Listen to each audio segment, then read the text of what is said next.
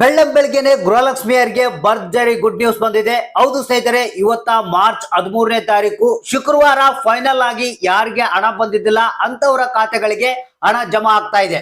ಹೌದು ಸ್ನೇಹಿತರೆ, ಇವತ್ತಿನಿಂದ 27ನೇ ಕಂತಿನ ಹಣ ಗೃಹಲಕ್ಷ್ಮಿಯರ ಖಾತೆಗಳಿಗೆ ಜಮಾ ಆಗ್ತಾ ಇದೆ. ಇಲ್ಲಿ ಕೆಲವೊಂದು ಬದಲಾವಣೆಗಳನ್ನ ಮಾಡಲಾಗಿದೆ. ಬಹಳಷ್ಟು ಮಂದಿಗೆ ಈ ಒಂದು ಬದಲಾವಣೆಗಳು ಏನು ಅನ್ನೋದ್ರ ಬಗ್ಗೆ ಗೊತ್ತಿಲ್ಲ. ಕಡ್ಡಾಯವಾಗಿ ಎಲ್ಲರೂ ನೋಡ್ಲೇಬೇಕು. ಯಾರಿಗೆ ಹಣ ಬಂದಿಲ್ಲ ಅಂತವರು ಕಡ್ಡಾಯವಾಗಿ ಈ ಒಂದು ಮಾಹಿತಿಯನ್ನ ತಿಳ್ಕೊಳ್ಳೇಬೇಕು. ಇಲ್ಲ ಅಂದ್ರೆ ನಿಮ್ಮ ಖಾತೆಗಳಿಗೆ ಹಣ ಬರಲ್ಲ. ಹೌದು ಸ್ನೇಹಿತರೆ, ಇನ್ನು ಯಾರಿಗೆ 25, 26ನೇ ಕಂತಿನ ಹಣ ಜೊತೆಗೆ ಕೆಲವೊಂದು ಪೆಂಡಿಂಗ್ ಹಣ ಬಂದಿಲ್ಲ, ಮತ್ತೆ ಯಾರು ಕಳೆದ ವರ್ಷ ಫೆಬ್ರವರಿ ಮತ್ತೆ ಮಾರ್ಚ್ ತಿಂಗಳದ್ದು ಹಣಕ್ಕಾಗಿ ಕಾಯ್ತಾ ಇದ್ರ ಪ್ರತಿಯೊಬ್ರು ಕಡ್ಡಾಯವಾಗಿ ನೋಡ್ಲೇಬೇಕಾದಂತ ಮಾಹಿತಿ. ಹೌದು ಸ್ನೇಹಿತರೆ, ಈಗಾಗಲೇ ರಾಜ್ಯ ಸರ್ಕಾರ ಕೂಡ ಕಠಿಣವಾದಂತ ನಿರ್ಧಾರವನ್ನ ತೆಗೆದುಕೊಂಡಿದೆ. ಯಾರ್ಯಾರಿಗೆ ಹಣ ಇನ್ನೂ ಜಮಾ ಆಗಿಲ್ಲ ಇಮಿಡಿಯೇಟ್ ಆಗಿ ಹಣ ಬಿಡುಗಡೆ ಮಾಡ್ಬೇಕಂತ ಆದೇಶವನ್ನ ಕೊಟ್ಟಿದೆ. ಈಗ ಲಕ್ಷ್ಮಿ ಹೆಬ್ಬಳ್ಕರ್ ಅವರು ಕೂಡ ಪ್ರತಿಯೊಬ್ಬರ ಖಾತೆಗಳಿಗೆ ಹಣವನ್ನ ಜಮಾ ಮಾಡೋದಕ್ಕೆ ನಿಂತುಕೊಂಡಿದ್ದಾರೆ. ಸೊ ಹಾಗಾದ್ರೆ ಈ ಕೆಲಸಗಳನ್ನ ಇಮಿಡಿಯೇಟ್ ಆಗಿ ನೀವು ಮಾಡ್ಕೊಳ್ಳೇಬೇಕು, ಇಲ್ಲಾಂದ್ರೆ ನಿಮ್ಮ ಖಾತೆಗಳಿಗೆ ಹಣ ಜಮಾ ಆಗಲ್ಲ. ಹಾಗಾದ್ರೆ ಇವತ್ತ ಬಂದಿರುವಂತ ಒಂದು ಹೊಸ ಅಪ್ಡೇಟ್, ಇದೀಗ ಬಂದಿರುವಂತ ಮಾಹಿತಿ ಏನಪ್ಪಾ ಅಂತಂದ್ರೆ, ಕೆಲವೊಂದು ಜಿಲ್ಲೆಗಳಿಗೆ ಮಾತ್ರ 27ನೇ ಕಂತಿನ ಹಣ ಬಿಡುಗಡೆ ಆಗ್ತಾ ಇದೆ. ಕೆಲವರು ಮಾತ್ರ 27ನೇ ಕಂತಿನ ಹಣವನ್ನ ಪಡಿತಾ ಇದ್ದಾರೆ. ಅದ್ರ ಜೊತೆಗೆ ಕೆಲವೊಂದು ಜಿಲ್ಲೆಗಳಿಗೆ 25 ಮತ್ತು 26ನೇ ಕಂತಿನ ಹಣವನ್ನ ಬಿಡುಗಡೆ ಮಾಡ್ತಾ ಇದ್ದಾರೆ. ಅಂದ್ರೆ ಕೆಲವರಿಗೆ ಟೆಕ್ನಿಕಲ್ ಎರರ್ಸ್ ಮತ್ತೆ ಬೇರೆ ಕಾರಣಗಳಿಂದಾಗಿ 25 ಮತ್ತು 26ನೇ ಕಂತಿನ ಹಣ ಬಂದಿದ್ದಿಲ್ಲ.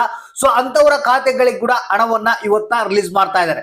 ಹಾಗಾದ್ರೆ ಯಾರ್ಯಾರು 25 ಮತ್ತು 26ನೇ ಕಂತಿನ ಹಣವನ್ನ ಪಡಿತಾ ಇದ್ದಾರೆ, ಮತ್ತೆ ಫೆಬ್ರವರಿ ಮತ್ತೆ ಮಾರ್ಚ್ ತಿಂಗಳದ್ದು ಕಂಡೀಷನ್ ಏನು, ಮತ್ತೆ 27ನೇ ಕಂತಿನ ಹಣವನ್ನ ಪಡಿಬೇಕಾದ್ರೆ ಏನ್ ಮಾಡ್ಬೇಕು, ಎಲ್ಲ ಒಂದು ಕಂಪ್ಲೀಟ್ ಆದಂತ ಒಂದು ಹೊಸ ಅಪ್ಡೇಟ್ ಅನ್ನ ತಿಳಿಸ್ಕೊಡ್ತಾ ಇದೀನಿ. ಮೊದಲು ಯಾರಿಗೆ ಹಣ ಬಂದಿಲ್ಲ ಅಂತವರು ಈ ಒಂದು ಮಾಹಿತಿಯನ್ನ ನೋಡ್ಲೇಬೇಕು.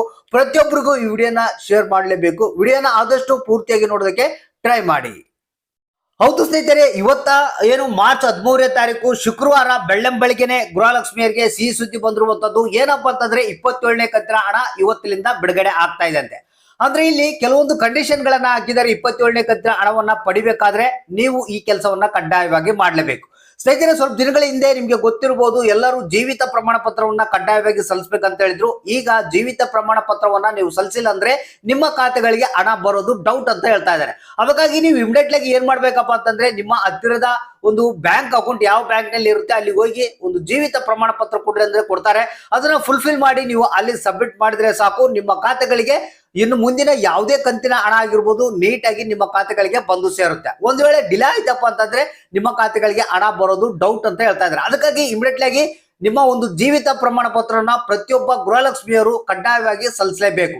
ಇನ್ನು ಅದ್ರ ಜೊತೆಗೆ ಫೆಬ್ರವರಿ ಮತ್ತೆ ಮಾರ್ಚ್ ತಿಂಗಳದ್ದು ಗುಡ್ ನ್ಯೂಸ್ ಅನ್ನ ಕೊಟ್ಟಿದ್ದಾರೆ. ಯಾರಿಗೆ ಫೆಬ್ರವರಿ ಮತ್ತೆ ಮಾರ್ಚ್ ತಿಂಗಳದ್ದು ಹಣ ಬಂದಿಲ್ಲ ಅವರ ಖಾತೆಗಳಿಗೆ ನಾವು ಹಣವನ್ನ ಜಮಾ ಮಾಡ್ತೀವಿ ಅಂತ ಹೇಳಿದ್ದಾರೆ. ನಿನ್ನೆ ಎಲ್ಲ ಒಂದು ಎಷ್ಟು ಮಂದಿಗೆ ಹಣ ಬಿಡುಗಡೆ ಆಗ್ಬೇಕಂತ ಹೇಳಿ ಲಿಸ್ಟ್ ಅನ್ನ ಮಾಡ್ಕೊಂಡಿದ್ದಾರೆ. ಆ ಒಂದು ಹಣವನ್ನ ಕೂಡ ಬಿಡುಗಡೆ ಮಾಡ್ತಾ ಇದೀವಿ ಅಂತ ಹೇಳಿದ್ದಾರೆ. ಸೊ ಇದ್ರ ಜೊತೆಗೆ 25 ಮತ್ತು 26ನೇ ಕಂತಿನ ಹಣ ಕೆಲವರಿಗೆ ಟೆಕ್ನಿಕಲ್ ಎರರ್ಸ್ ಲಿಂದಾಗಿ ಪೆಂಡಿಂಗ್ ಇತ್ತಂತೆ.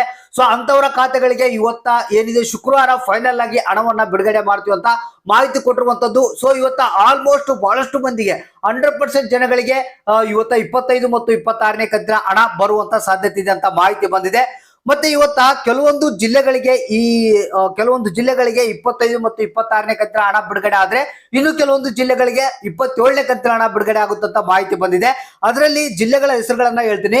ಒಂದು ಬಾಗಲಕೋಟೆ, ಹಾವೇರಿ, ಬೆಂಗಳೂರು ನಗರ, ಬೆಂಗಳೂರು ಗ್ರಾಮಾಂತರ, ಕೊಡಗು, ಕೋಲಾರ, ಬೆಳಗಾವಿ, ಕೊಪ್ಪಳ, ಬೀದರ್, ಮಂಡ್ಯ, ವಿಜಯಪುರ, ಮೈಸೂರು, ಚಾಮರಾಜನಗರ, ರಾಯಚೂರು, ಚಿಕ್ಕಬಳ್ಳಾಪುರ, ರಾಮನಗರ, ಚಿಕ್ಕಮಗಳೂರು, ಶಿವಮೊಗ್ಗ, ಚಿತ್ರದುರ್ಗ, ತುಮಕೂರು, ದಕ್ಷಿಣ ಕನ್ನಡ, ಉಡುಪಿ, ದಾವಣಗೆರೆ, ಉತ್ತರ ಕನ್ನಡ, ಧಾರವಾಡ, ಯಾದಗಿರಿ ಅಂತ ಹೇಳಿದ್ರೆ ಇಷ್ಟು ಜಿಲ್ಲೆಗಳಿಗೆ ಮೇ ಬಿ ಇವತ್ತ 3 ಕಂತುಗಳ ಹಣ ಬಿಡುಗಡೆ ಆಗುವಂತ ಸಾಧ್ಯತೆ ಇದೆ ಅಂತ ಹೇಳ್ತಾ ಇದ್ದಾರೆ. ಅಟ್ಲೀಸ್ಟ್ ಇಲ್ಲ 4,000 ಹಣ ಆದ್ರೂ ನಿಮ್ಮ ಖಾತೆಗಳಿಗೆ ಬರುವಂತ ಸಾಧ್ಯತೆ ಇದೆ. ಯಾರಿಗೆ ಹಣ ಬಂದಿಲ್ಲ ಅಂತ ಕಾಯ್ತಾ ಇದ್ರಿ, ಎಲ್ಲ ಪ್ರಯತ್ನವನ್ನ ಮಾಡಿದ್ರು ಕೂಡ ಹಣ ಬಂದಿಲ್ಲ ಅಂತ ವೇಟ್ ಮಾಡ್ತಾ ಇದ್ರಿ, ಅಂತವರ ಖಾತೆಗಳಿಗೆ 100% ಆಗಿ ಹಣ ಜಮಾ ಆಗೇ ಆಗುತ್ತೆ. ಇವತ್ತ ನಿಮ್ಮ ಅಕೌಂಟ್ ಗಳನ್ನ ಚೆಕ್ ಮಾಡ್ತಾ ಇರ್ರಿ.